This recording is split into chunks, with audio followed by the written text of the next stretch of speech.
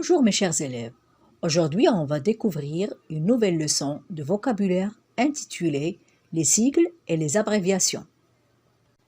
Tout d'abord, c'est quoi une abréviation? Une abréviation est un seul mot abrégé, raccourci. Elle sert à écrire plus vite.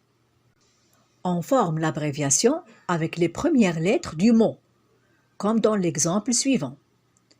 J'ai une information sympathique, la professeure de géographie est absente. Donc, au lieu d'écrire tous les mots comme ils sont dans cette phrase, on va les abréger, les raccourcir. Et on va obtenir « J'ai une info sympa, la prof de géo est absente ». Donc, pour information, on a gardé seulement les premières lettres et on a supprimé les dernières lettres. On a gardé info et on a supprimé information. Et pour le mot sympathique, on a gardé sympa et on a supprimé les dernières lettres. Pour aussi le mot la professeure, on a gardé la prof et on a supprimé les dernières lettres. La même chose pour géographie, on a gardé géo et on a supprimé les dernières lettres. On peut aussi la former avec le début et la fin du mot, comme dans l'exemple suivant. Madame Dupont a rendez-vous chez le docteur Durand aujourd'hui.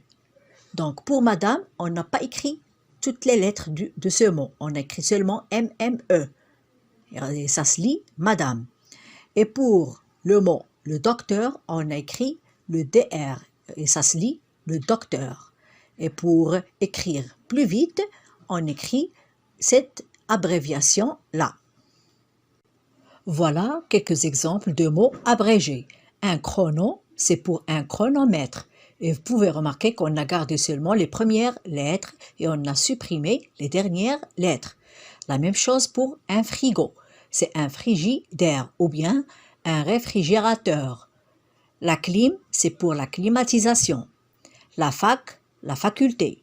Un ordi, un ordinateur. C'est un langage familier. Maths, c'est mathématiques. Une appli, c'est une application. Voyons maintenant c'est quoi un sigle. Un sigle est une suite de lettres qui correspondent aux initiales de plusieurs mots. Et vous pouvez remarquer que pour une abréviation, on parle d'un seul mot. Mais pour un sigle, on parle de deux ou plusieurs mots. Par exemple, ici, on a les JO. D'été ont lieu tous les 4 ans. Les JO, ici, c'est le sigle des Jeux olympiques.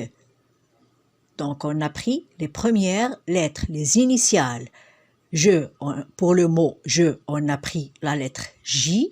Et pour le mot « olympique », on a pris la lettre O. Et on a obtenu les JO. Et pour prononcer un sigle, on appelle toutes les lettres. Par exemple, un SDF. Un SDF. Donc S, c'est pour son. D, c'est pour domicile. F, c'est pour fixe. Il s'agit ici de 3 mots.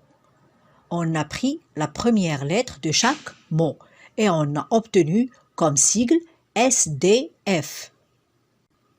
La même chose pour le sigle SNCF.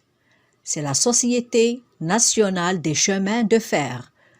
Donc ici, il s'agit de 4 mots.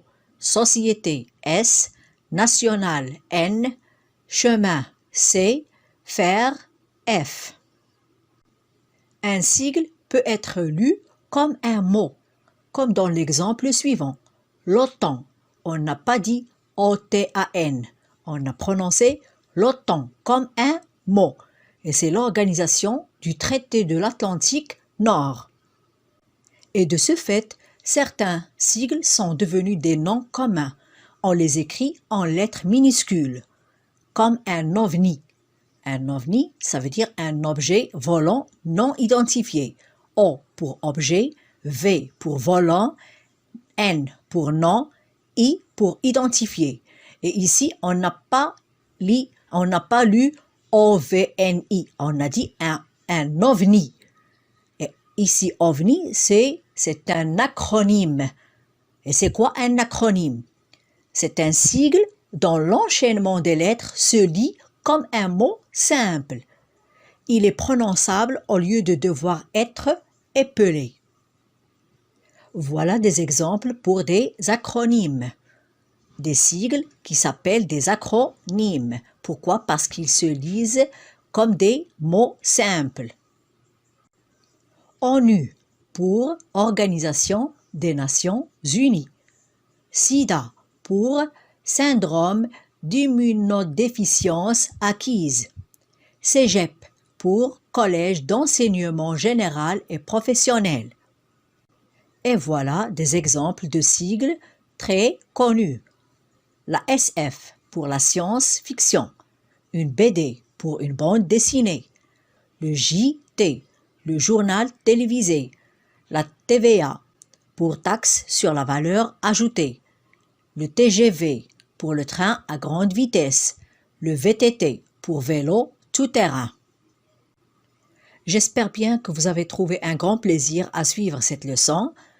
À la prochaine, mes chers élèves.